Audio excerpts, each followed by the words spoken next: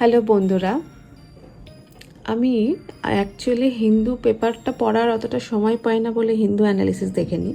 এবং যেগুলো আমরা তো মেন আর্টিকেল পড়ি, মানে এডিটোরিয়াল পড়ি, বা যেগুলো মেন মেন পয়েন্ট মনে হয় যে খাতায় নোট ডাউন করে রাখার দরকার আছে, পরে রিভিশন করে নিতে পারবো, দেখলেই অ্যাটলিস্ট এডিটোরিয়ালটা মনে পড়ে যাবে, সেইভাবেই আজকে আমি নোট ডাউনটা আপনাদের সাথে শেয়ার করছি। আজকে অ্যাকচুয়ালি ক্লাউড সিডিং নিয়ে একটা বড় এডিটোরিয়াল ছিল।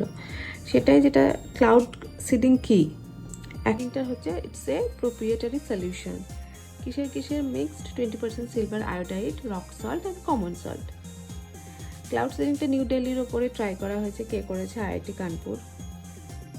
এয়ারক্রাফটটার নাম হচ্ছে Cessna aircraft.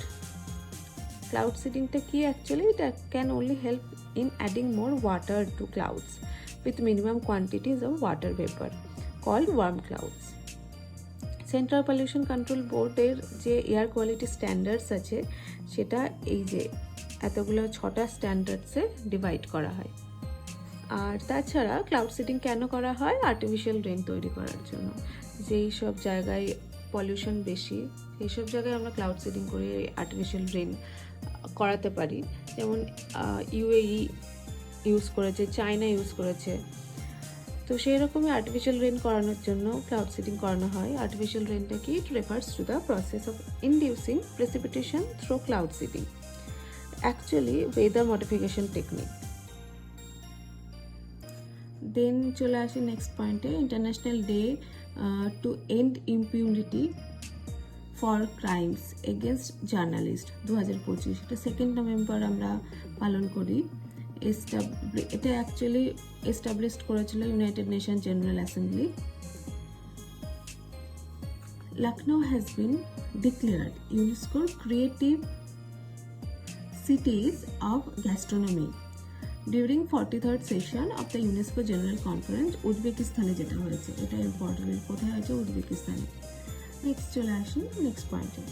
R Kerala, India's first state free from extreme poverty, 1 নভেম্বরে সিএম পি বিজয়ন অ্যানাউন্স করেছে। এক্সট্রিম পভার্টি ইরাডিকেট প্রজেক্ট 2021 থেকে স্টার্ট হয়েছিল।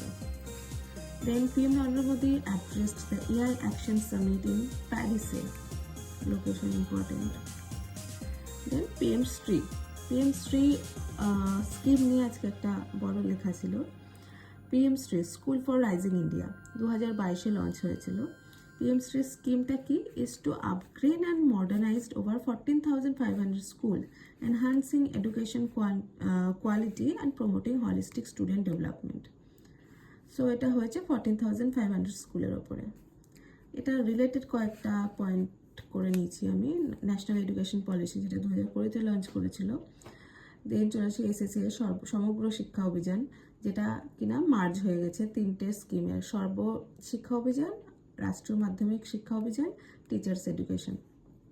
দেন আসি মিড ডে মিল স্কিমের, নাও পিএম পোষণ নামে, যেটা চেঞ্জ হয়ে গেছে নামটা মিড ডে মিল স্কিমের। দেন আছি পিএম বিদ্যা 2020-তে যে একটা স্কিম লঞ্চ করেছে, ডিজিটাল এডুকেশন আন্ডার আত্মনির্ভর ভারত ইনিশিয়েটিভের ওপরে।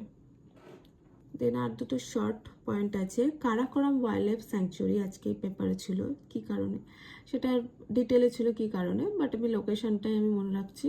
কারাকোরাম ওয়াইল্ড লাইফ স্যাংচুয়ারি লাদাখে আছে, along its border with Jammu and কাশ্মীরে।